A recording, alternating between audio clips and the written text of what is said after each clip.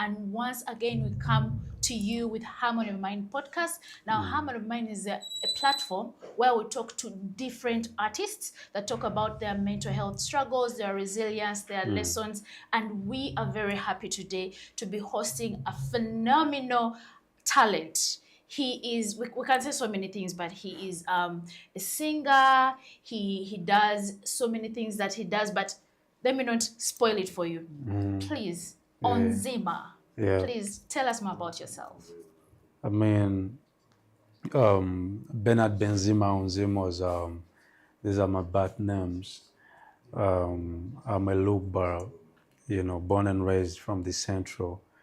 And artistically, they call me Minister Ras Bernard Benzima. That's from the hip hop, culture realm. And also I'm part of Authentic Voices Africa. So mostly they be like, AVA, which is the short form of Authentic Voices Africa. If you ask me about myself, most of the times, I also ask myself, how do I need to introduce myself? Because, I'm a part of a couple of things here and there, things to do with youth works and also, works in the artistic side as well. So, I mean, it's you to tell me, where do you want me to introduce myself? We want it all. So personally, I know you as a hip hop Yeah, hip hop. legend. I know you to be celebrating communities, Yeah, yeah. using hip hop to. I usually used to call it hip hop, Yeah, but now yeah. it's hip hop. It's hip hop, ladies and gentlemen. He uses hip hop to engage into communities Exactly. and Exactly. yes, please, you can. Exactly. Yes. That. Thank you so much, man.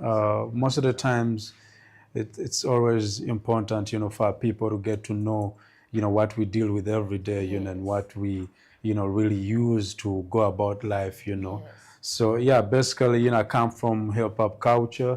Hip hop culture, embeds four core elements, which is breaking, MCing, graffiti, DJing. Yes. And with hip hop, I've been a part of this culture for over 14 years now. Wow. So actually, if you talk about my life journey, you'll talk about the moment I left home, Yeah. and then 2 years after that is when I came into So at the what culture. age did you leave home? I left home. I left home at the age of 14. Oh wow. At the age of 14, but the works that I do, I work with youth under Zulu Legacy Youth Leadership Aid. So Youth Leadership Aid, was a program under the Universal Zulu Nation, Wow. and then what we did was, there are so many wrangles that came through in 2016, and then we had to break off. Universal Nation is the founding family of hip hop culture in USA, and then I was the regional director of the African, African continent on the Supreme World Council. So when wrangles came through, we had to separate in order to protect what we were doing with the young people. So this program has been running since 2014 in refugee camps mainly and other marginalized groups across East Africa. So with this, we focus majorly on mental health and creative, ways on how they can overcome, their challenges. For example, poverty, health, of course, and also, how they can heal. But most importantly, ours is restoration. Is young people, getting new meaning on how they see life. And then also with this program, we've managed to design different projects for, school going, kids, where teachers are able to work with young kids in schools, using arts and creative development.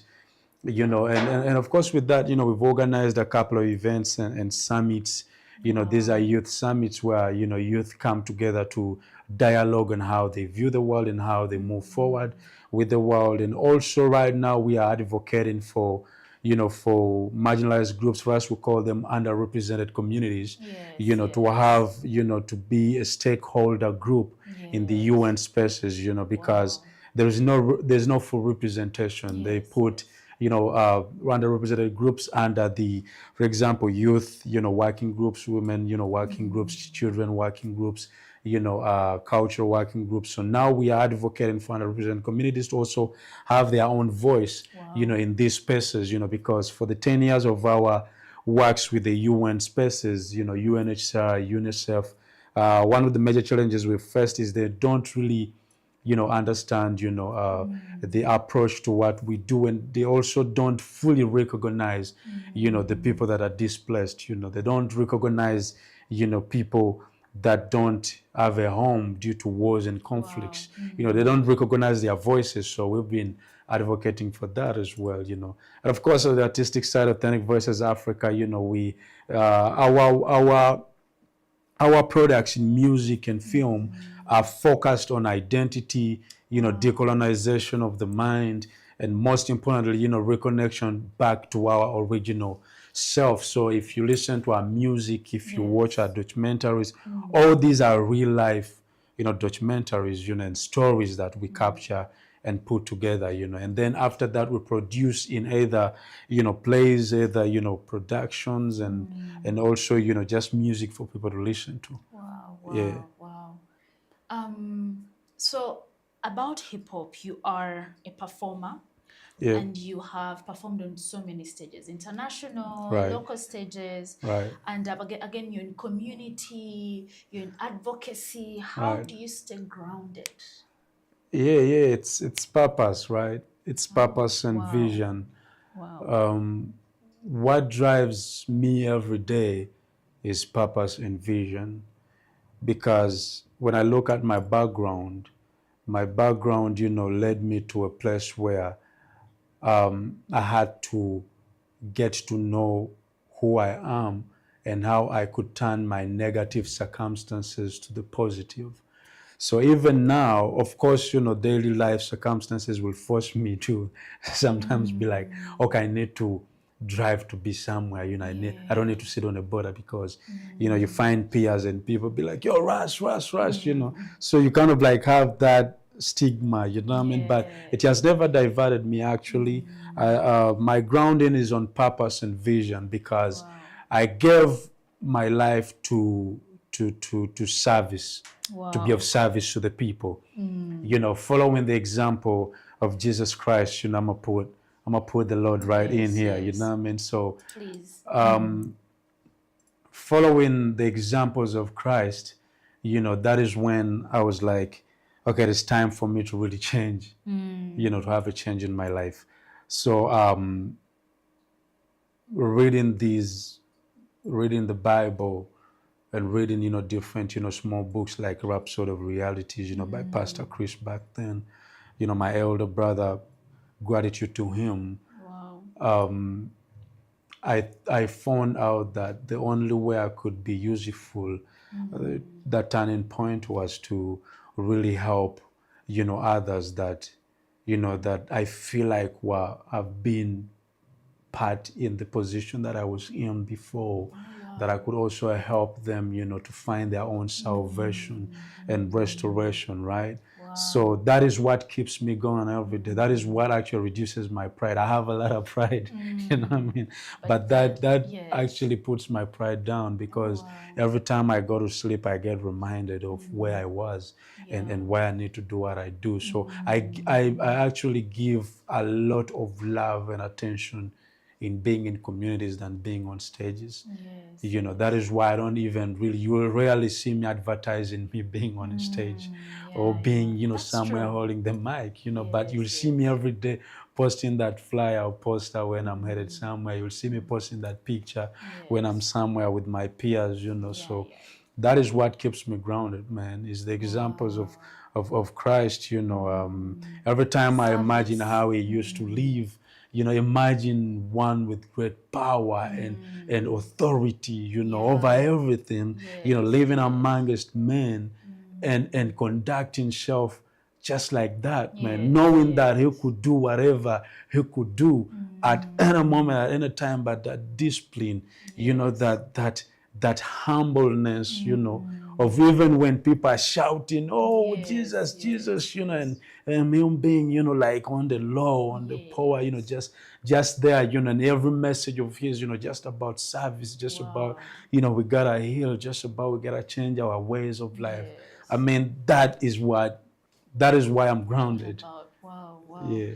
It's so interesting for you to actually talk about the life of Jesus, of how he's the creator, he's part of the creator, and then Exactly. he comes on earth, and then Exactly. he has to live like us. I think it's an amazing thing for us as people who God has given purpose to stay grounded in who we are, Yeah. so that it's easier for us even to serve, because we are relatable. Yeah. We are not on our high horses or Yeah. something. Yeah. Oh wow. Yeah. Wow.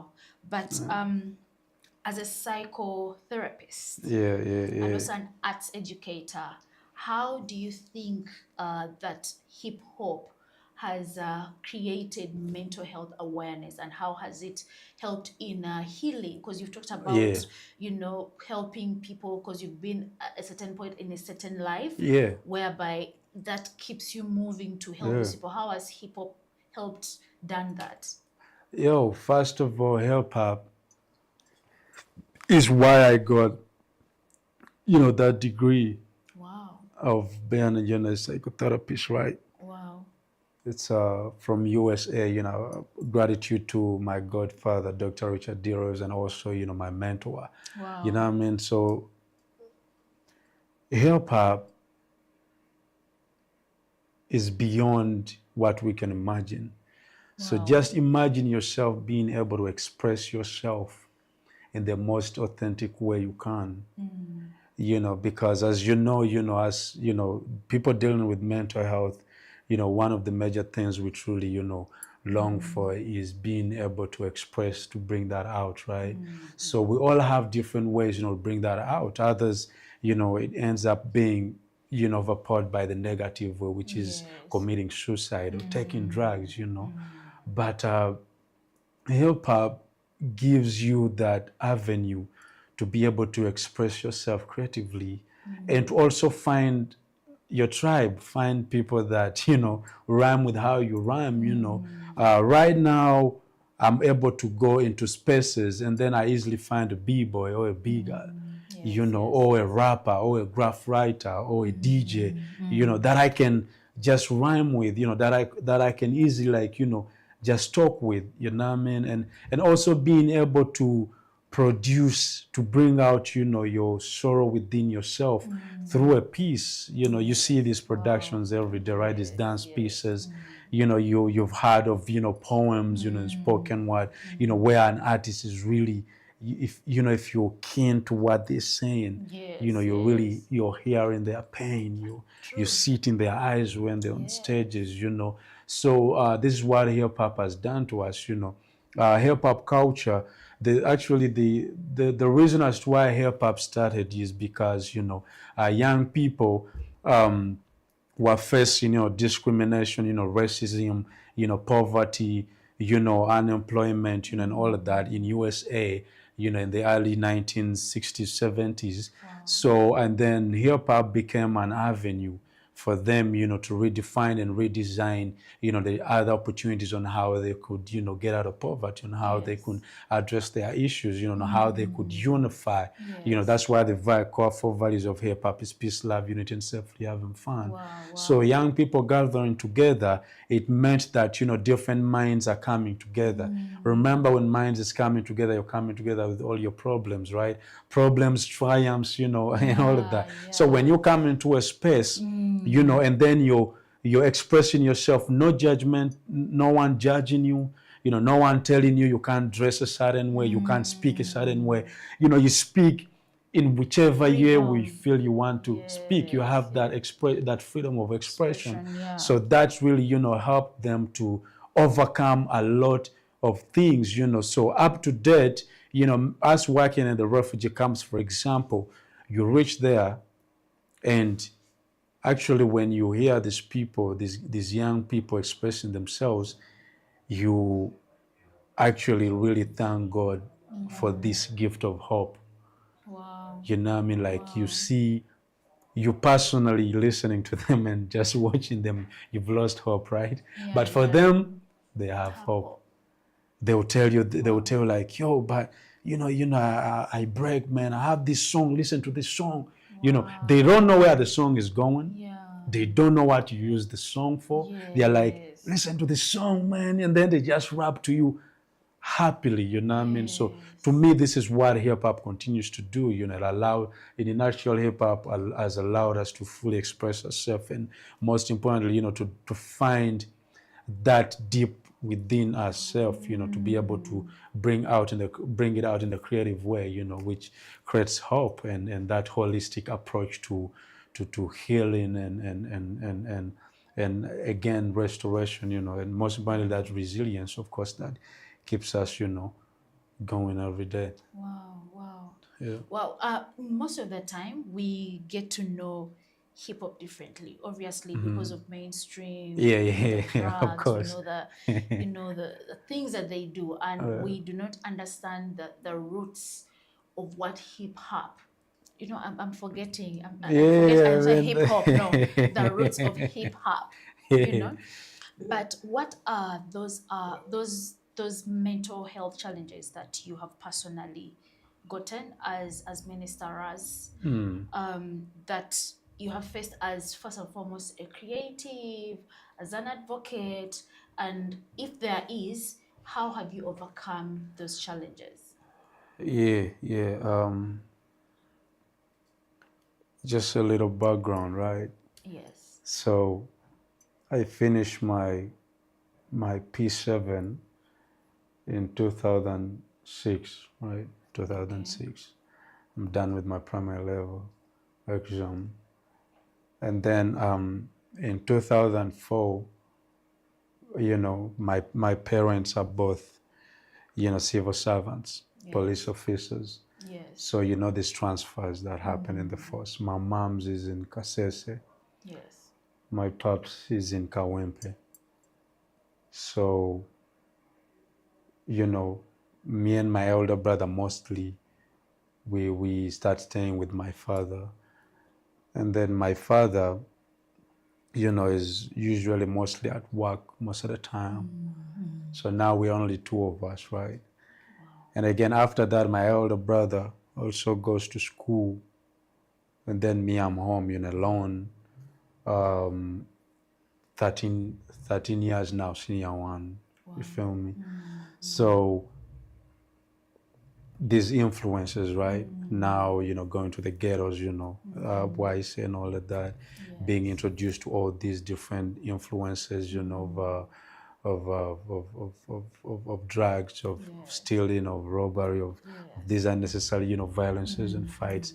And that is also the first time I got to a club, you know, at that young age, just to go cause violence. You know, I still have some of the bruises with me, marks, man, that remind me of that. Violence, yes. So I carry all that with me, you know, till now, you know, I'm a teenager, you know, so I'm carrying all that with me up to the age of 16.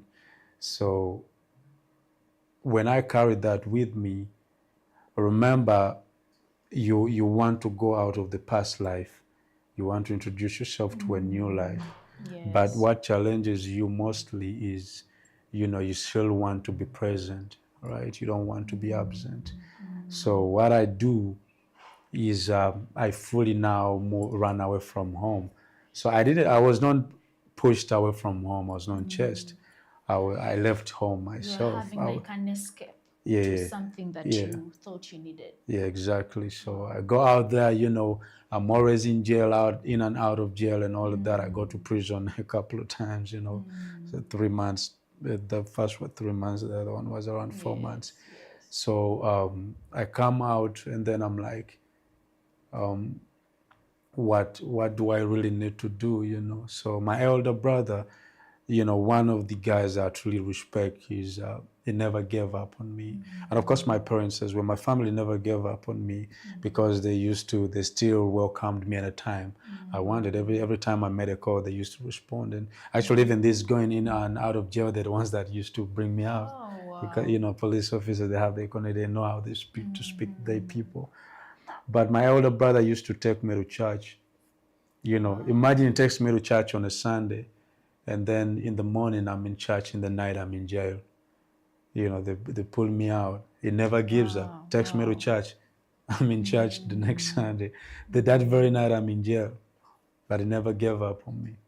So I remember I'm not staying home. Yes, yes. So he calls me. He's like, you know, why don't you? Talked about not staying home. How did your brother used to get you? He used to get you straight from jail, then to church, or No, was in the community? No. It was in the hood because Okay. he used to see me more often. Oh. You know, he used to, because he used to move around like, you know, big time, and he used to look, and then we could make arrangement. I didn't have a phone back then. And then it'd be like, you know, yo, come through on Saturday. You know, most of the times he used to call me to give me like some coins, you know, and then after it's like, you know, tomorrow, you know, we have this, you know, they're going to be doing this. So we go. But anyways, man, fast forward, he tells me, you know, he never gives up on me. He starts giving me books, you know, Rhapsody of Reality. He starts telling me that, you know, read through this stuff. I'm like, you know, so one day I'm just there under the park, this big park. You see the old taxi park? Yes, yes. Under the stairs. Yes. Because I used to sleep there mostly. So I just get this book, and then just from nowhere, you know, I'm reading. Yes, yes. So the first thing I read is Paul telling Timothy how, you know, who he was. Just trying to tell Timothy, is like, yo, you're a young kid, man. You know what I mean? I've done all this. Yes, But, you know, but God gave me the second chance. Wow. So I read that. So that is what that touched me, you know. Wow. So, and then I was a B-boy, you know. So now I'm at Christian Life Church, where we used to practice from. So, and mainly me, I used to go there to just steal, you know, to just snatch people things, you know what I mean? Yes. So this time around I go there, but my mind is all puzzled, you know. I'm like, yo, what next? So that is when, you know, I actually even got my first gig that very night. I performed on the top TV. Wow. So that is how things changed for me. But now back to this mental, you know, issues that I face. So up to now, you know, where you reach that point in life where you feel you have a debt you're supposed to pay. Yes. You know, to the people you've wronged. You know, to yourself. Yes. You know, man. Of course, yeah. Of course, I've watched a couple of brothers pass away. You know, being killed. You know what I mean? When I'm watching. So it's still up to now.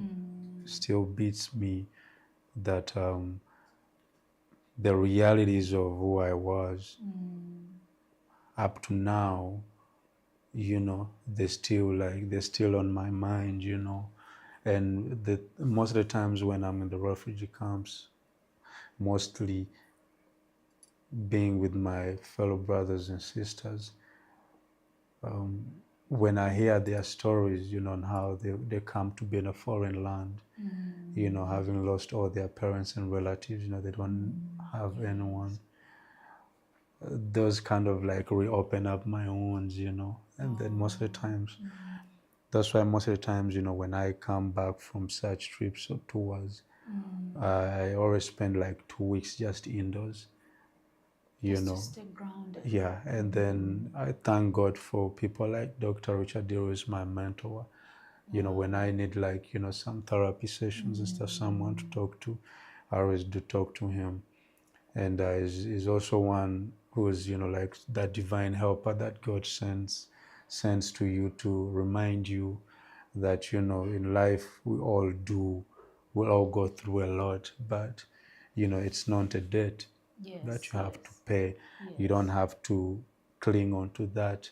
So that is mostly what all the things that I do push me hard, you know, even things to do with relationships, you know.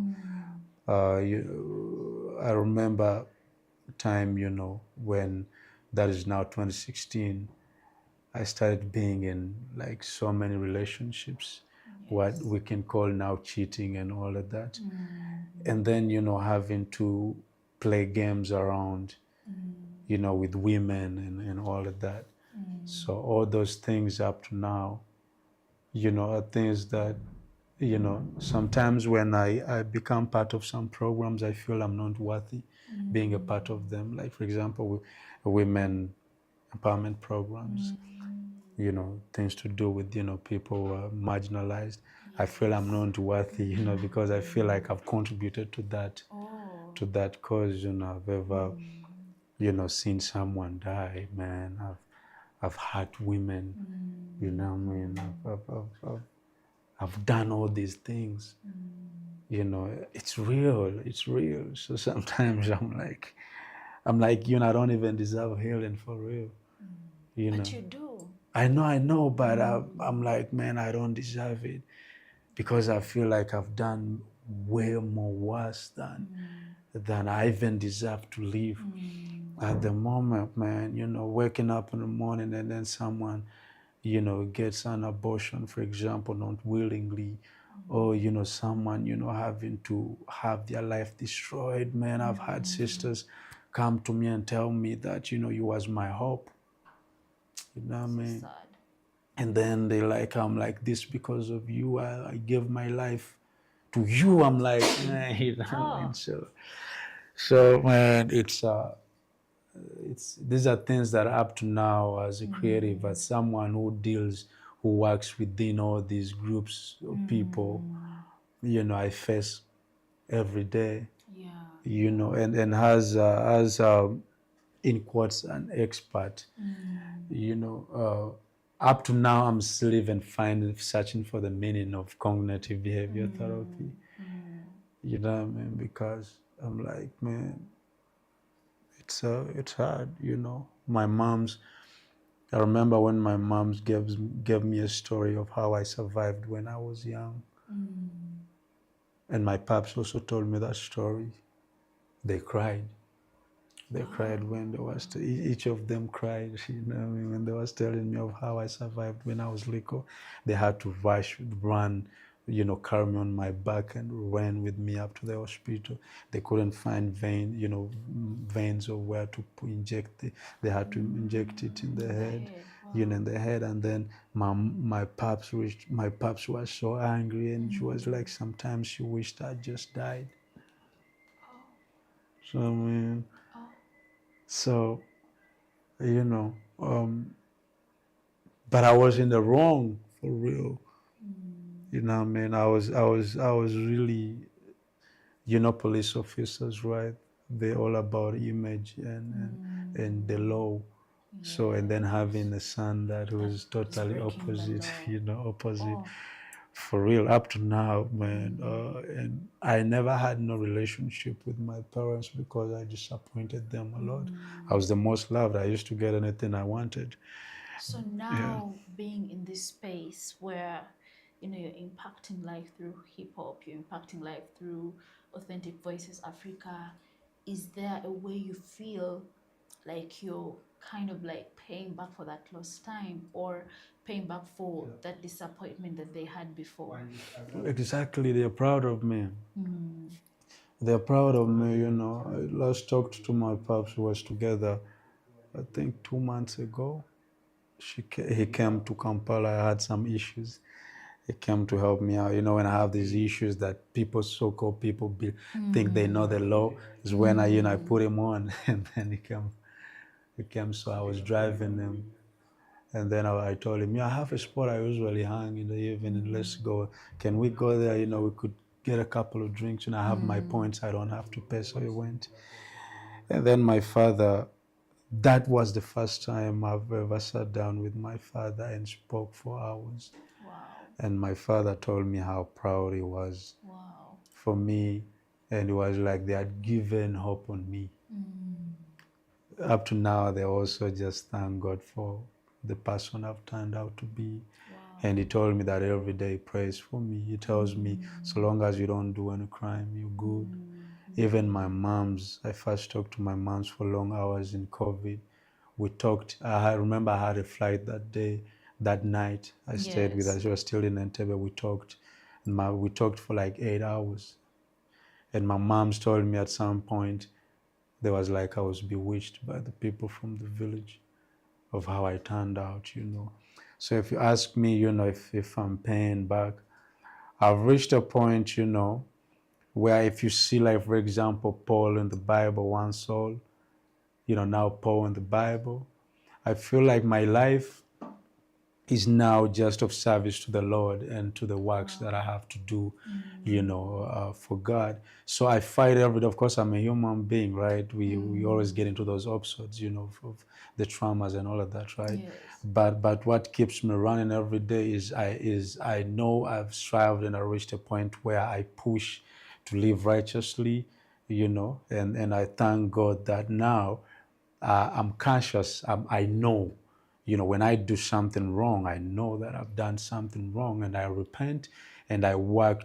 I become responsible for what I've done, and I become accountable. So, that's why I thank God for this gift of hip hop, because you know, through these works, I'm also getting my healing.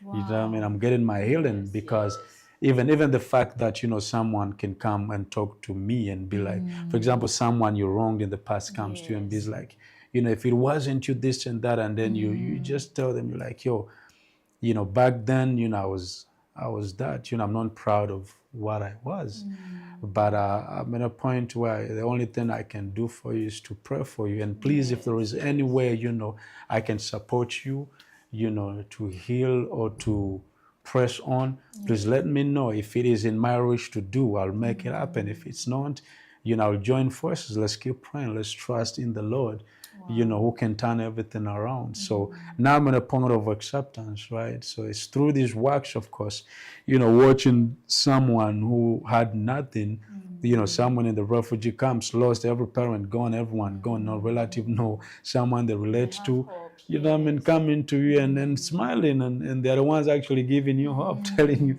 like, yo, bro, everything will be fine, man. We good out here, you know what I mean? So that is what is actually the source that is giving me, you know, what I am now. And like I said, you know, through the works, I've managed to connect with a lot of people. Yes, You know, a lot of like people doing real work all over the world. And when you sit with mostly these elders, when they tell you about their journey, come on, you know what I mean? You'll be like, man, I'm not the devil.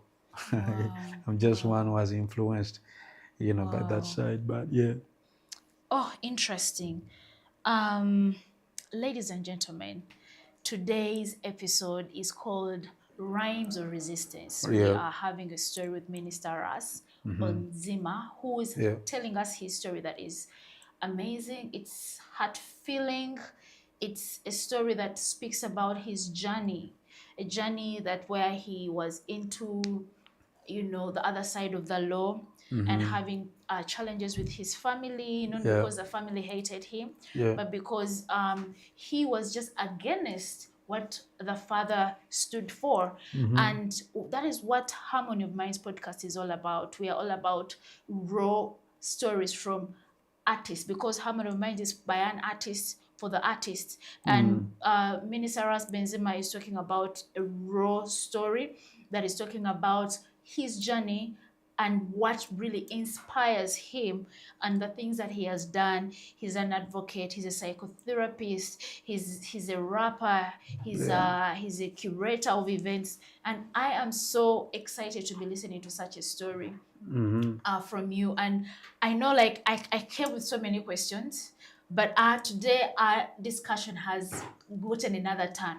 But before we go any further, let me just go on social media on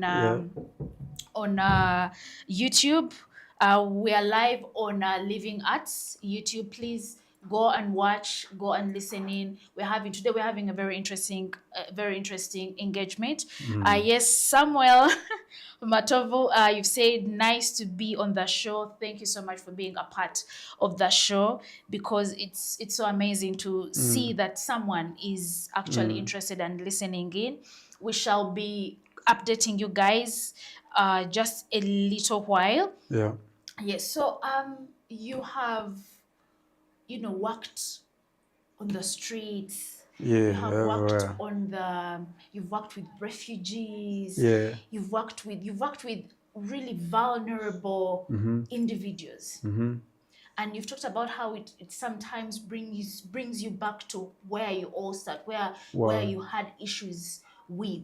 Wow. And how sometimes working in these communities is healing to yourself. Yeah. Please encourage an artist out there who is feeling like they should hide themselves, judge themselves, put themselves in a guilt form, and then they cannot be able to go out there and actually do something because of something that they have done in the past. Yes, please. I mean, creatives, artists, whichever design you choose to call yourself, please, the most important, value in art is information and communication. You are a messenger of what you choose to pass on to the masses, right? So that means, a messenger has to be right with self in order to be authentic and real with what they give out. You know what I mean? So the only thing that I always tell people all the time that are into art is to always think for a minute. I mean, think about it, think about, you yourself in your own room or bedroom or wherever you are in your bed at that hour, in the night. We all have that hour in the night where it's just self-reflection, Yes. Just ask yourself, why you're really doing what you're doing. Because most of the times, we do what we do because of the influences we get from other people. Yes. Or artists with so-called role models, so-called, this one is the artist that I follow. I want to be like this one. Yes. So most of the times that, makes us detach away from our true reality and journey, and then we start focusing on being them. Yes. So at the end of the day, we end up doing what we're not supposed to do, living the way we're not supposed to live in order to achieve that. And then at the end of the day, what does that cause, man? It makes us, move into activities and things that we are not supposed to do to achieve that. Yes. But if you see yourself as a messenger carrying information that has been passed to you, from the spirit to be able to give that out, please, focus on that and remind yourself that as a storyteller, whether in dance, music, art, drawings and stuff. Me, I always tell people at the time, follow the example of Christ. I tell people that Christ was a storyteller. Christ tells you Christ was a messenger. He came to give us the word, The message, in its purest form, and he came to fulfill his purpose, which is to die on the cross, right? For us as Christians, we acknowledge that fact, but the way Jesus conducted himself was the way we're supposed to conduct ourselves. We live in a world that is full of realities. Coming from a third world country, I know every day I need to look for food. I need to look for money for that rent. I need to be able to pay my hospital bills when I'm sick, get that cloth on. And if you have a family, you know what time it is, right? So what I tell people at the time is face the reality in your way. Don't carry what is not yours. Why do you have to live like you can on a budget that is of 1,000,000 shillings, monthly, when your income is only 100K? That is why we end up facing a lot of issues, especially mentally. You know what I mean? Because you call yourself a Chris Brown or a Jay-Z or whatever artist you want to call yourself, or nowadays, Elijah Chitakas and them. You know what I mean? But at the end of the day, the reality is you're not them. They have their own journey. You have yours, man. So me, I tell people, focus on praying to God, and then search for your own purpose. Design your own goals and journeys. And please look within yourself and see what you have. You know what I mean? Most of the times we actually, say we don't have, yet we have all that we need to push us to the next level. To each more is given, more is required, right? But you can't get what you need if you can't manage the small resources you have, right? So